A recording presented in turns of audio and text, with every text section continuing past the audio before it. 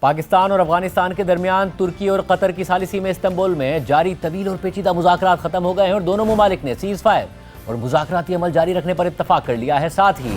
فریقین کی جانب سے مانیٹرنگ یعنی نگرانی اور ویریفیکیشن یعنی تصدیق کے ایک مشترکہ نظام پر بھی اتفاق کیا گیا ہے، جس کے ذریعے امن قائم رکھا جائے گا اور خلاف ورزی کرنے والے فریق پر پینلٹی لگائی جائے گی۔ اس حوالے سے کل رات کو میزبان ملک ترکی کی جانب سے ایک مشترکہ بیان جاری کیا گیا، جس کے مطابق پاکستان، افغانستان، ترکی اور قطر نے 25 سے 30 اکتوبر تک استنبول میں میٹنگز کی، جن کا مقصد اس سیز فائر کو مضبوط بنانا تھا جو 18 اور 19 اکتوبر کو دوحہ میں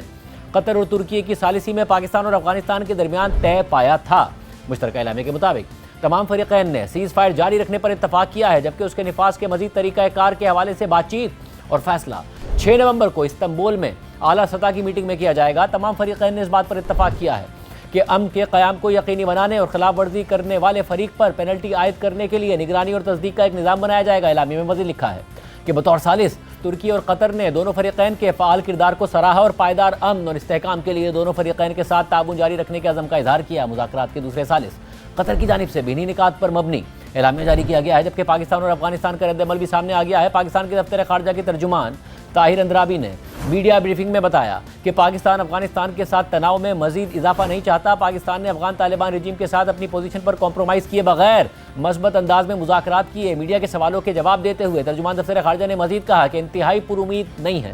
مگر سفارتکاری میں امید برقرار رکھنا پیشہ ورانہ تقاضا ہے۔ میزبان ملک کا بیان مذاکرات کا تعارفی نوٹ تھا، جو مذاکرات کی تفصیلات پر مبنی نہیں تھا۔ تحریری یقین دہانیوں کا معاملہ مذاکرات کا حصہ ہے، حتمی نتیجہ مذاکرات کے باضابطہ اختتام پر سامنے آئے گا۔ جبکہ وزیر دفاع خواجہ آصف نے کہا ہے کہ جب تک افغانستان سے پاکستان میں دراندازی بند نہیں ہوگی، معاہدہ مؤثر نہیں رہ سکتا۔ اگر تھوڑی بہت روشنی کی کرن نظر آتی ہے تو وہ افغانستان کی طرف سے نہیں بلکہ ثالثوں کے انفلوئنس کی وجہ سے نظر آتی ہے۔ اس سے پہلے کل رات جب میزبان ترکی کی جانب سے پاک افغان مذاکرات کا مشترکہ اعلامیہ جاری کیا گیا تو وزیر اطلاعات عطا تارڑ نے جیو نیوز سے بات کرتے ہوئے کہا کہ دہشت گردی کے ثبوت پیش کرنے کے لیے اب ایک نیا فورم میسر ہوگا۔ افغان طالبان کو یقینی بنانا ہوگا کہ ان کی سرزمین پاکستان کے خلاف دہشت گردی کے لیے استعمال نہ ہو۔ اس کے علاوہ استنبول میں پاک افغان مذاکرات مکمل ہونے سے کچھ دیر پہلے وزیر دفاع خواجہ آصف نے ایکس پر پوسٹ کیا اور لکھا کہ افغان وفد کا یہ کہنا کہ ٹی ٹی پی کے دہشت گرد اصل میں افغان سرزمین پر پاکستانی پناہ گزین ہیں جو پاکستان میں اپنے گھروں میں واپس جا رہے ہیں، یہ کیسے پناہ گزین ہیں جو اپنے گھروں میں انتہائی تباہ کن اسلحے سے مسلح ہو کر جا رہے ہیں